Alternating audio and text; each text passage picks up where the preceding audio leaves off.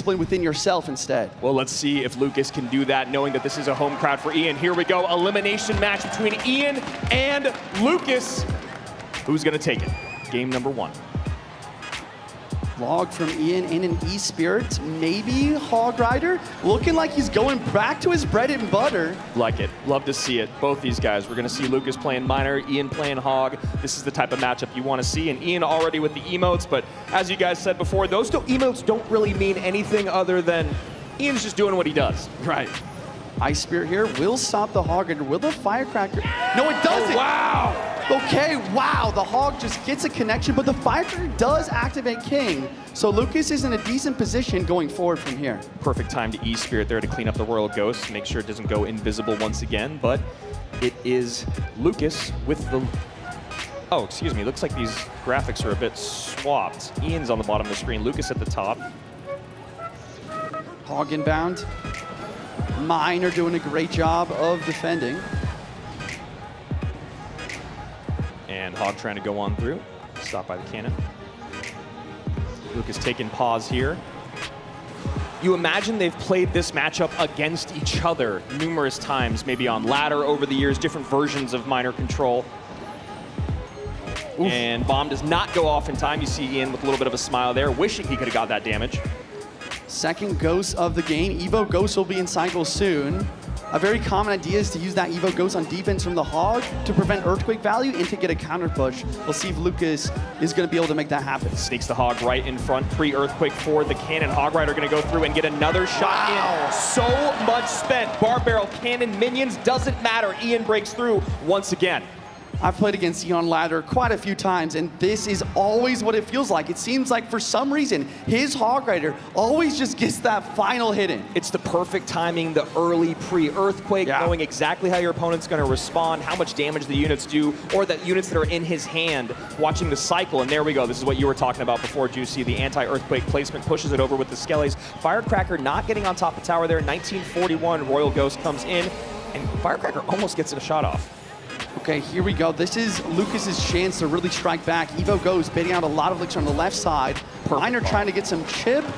And this is a really solid comeback from Lucas. It's just very even all of a sudden. Even Lucas taking lead. Yeah, I mean, I think Ian's recognizing that Lucas is going to be able to defend as more elixir gets at his disposal. It's going to be so difficult to catch those miners over and over again, especially with that mighty miner. Sometimes you want to use it to protect the Hogs. Sometimes you need it defensively, as you can see right here, using it to protect that Firecracker. Yep. So now the miner going to be just a little bit harder to pick up. And another Firecracker on the board, followed by another Hog. The Firecracker does not get hit by the Evo Cannon, but the Hog Rider push is successful in preventing too much damage. And there you go, Miner poison right off the gate. Doesn't have the ability to drop Skellies. Is Ian here? Lucas is taking the damage lead a little bit farther, and Ian knows this is a tough spot to be in. Lucas getting a great deck pick here. Again, coachless. Firecracker trying to get on tower. I think no, it doesn't. It doesn't get a single amount of chip. It does a little bit now, though. Ian's trying to make something happen, despite Lucas's very solid Hog defenses. And these minions are great because that Mighty Miner, you want to use the ability to take him off the board, but now instead not going to be a good tank at the bridge here. Although Hog getting a little bit of protection from the Mighty, Cannon going to clean things up, and now Lucas going right back on offense. Miner, Ice Spirit, Royal Ghost, minions. Slight misstep on the Evo Cannon, forcing the Firecracker to come out for the minions. The poison does go down in case of skeletons, but Ian saves all of his elixir to try to make one final push here in triple time. Yeah, Ian has to have a miracle happen here. Royal Ghost out on top of the cannon, minions, everything. And overspend doesn't matter when you have the lead, plus Miner poison Juicy. Is there any way to turn this around other than a miracle or a misplay?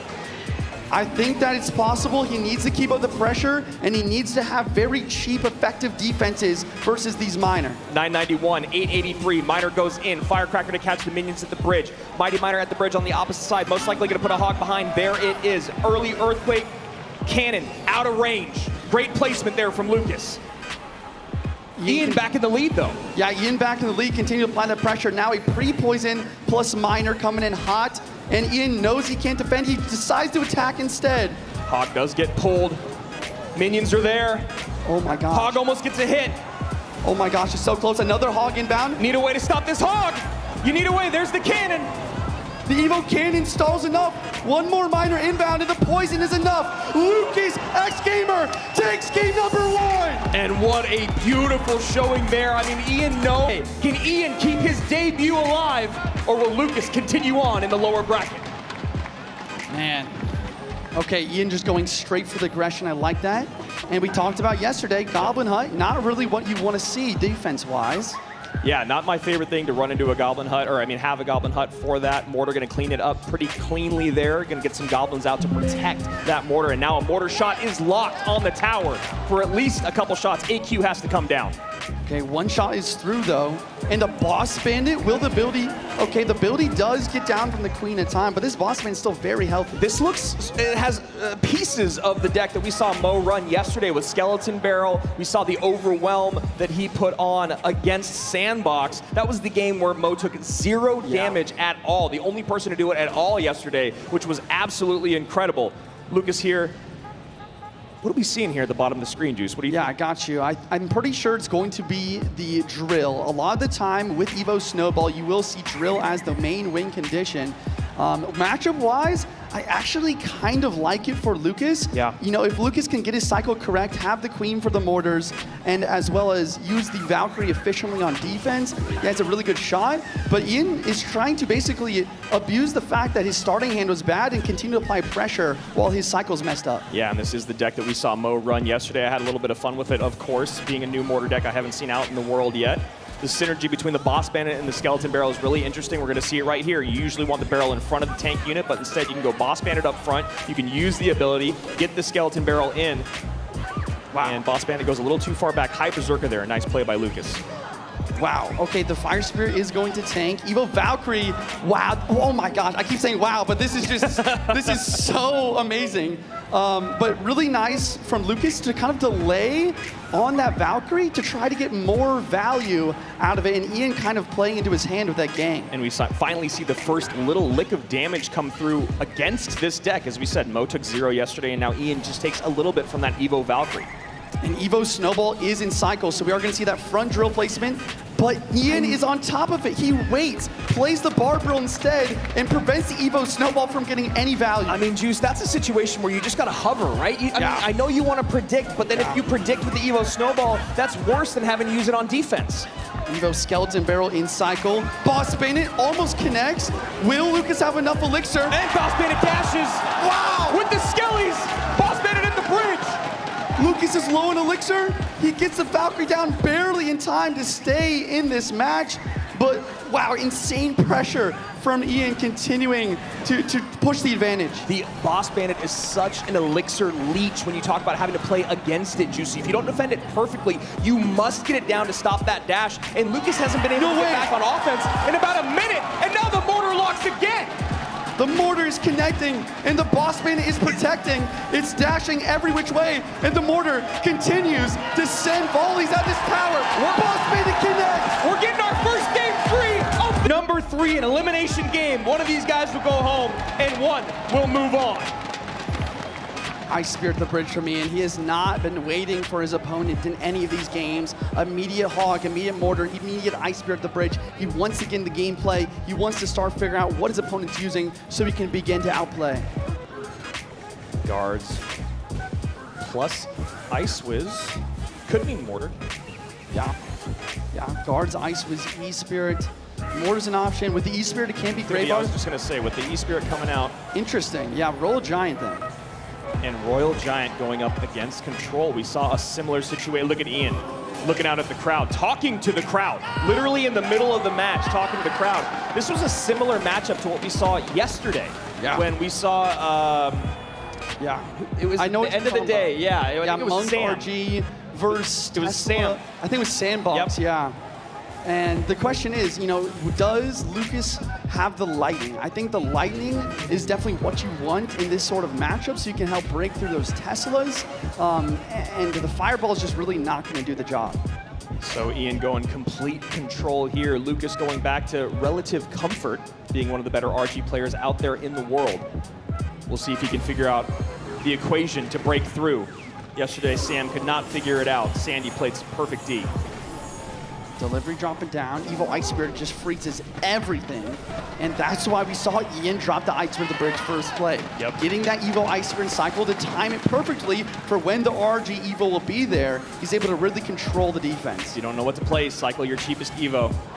I learned that from watching Juicy J. Shout out to Andrew, dude. Always making me smile on stage. And E-Spirit here going to continue to apply pressure. And I guess the biggest thing to I really think about here is if I'm Lucas, if I'm the RG player, how am I gonna break through? We really saw, Sandbox really lock it down in yesterday's game. And I think Lucas knows best, RG the bat. I was just gonna say, I think what you gotta try to do is start getting those double RGs out. Ian's gonna take that rocket damage, no problem here in single. 25-78, lowest tower on the board. Lucas getting a little bit more in with that Monk reflection, bringing that tower down to 27-41, and a miner goes to the back. Yep. Monk gonna drop. He wants to prevent any more rockets on tower, using that ability to his advantage. RG does get one hit from Lucas, starting to even up this match. And a high Tesla here to maybe help support the Monk. And one of the things about losing that 3-card cycle is these RG decks, it's so much harder to get 2 RGs out on the board. And Evo RG coming in. Ian spending everything he can, but that RG does retarget.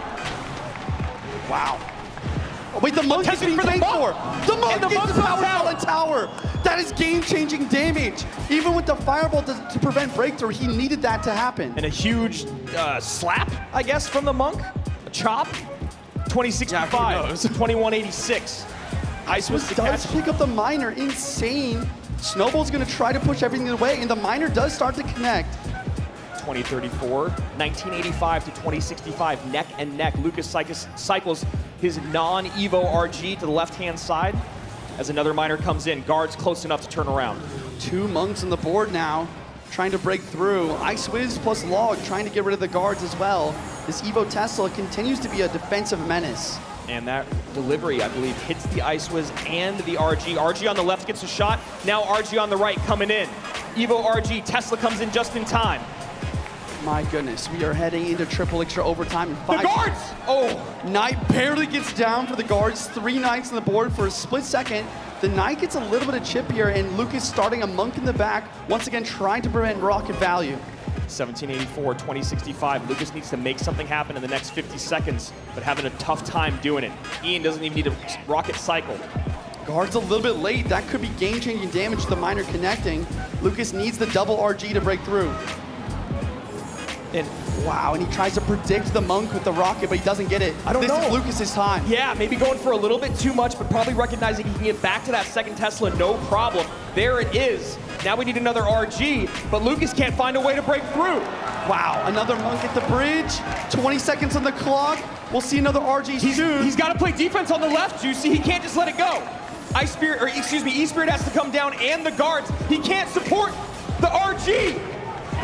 The rocket does too much damage, and there it goes. Can he get the prediction? Can he get it?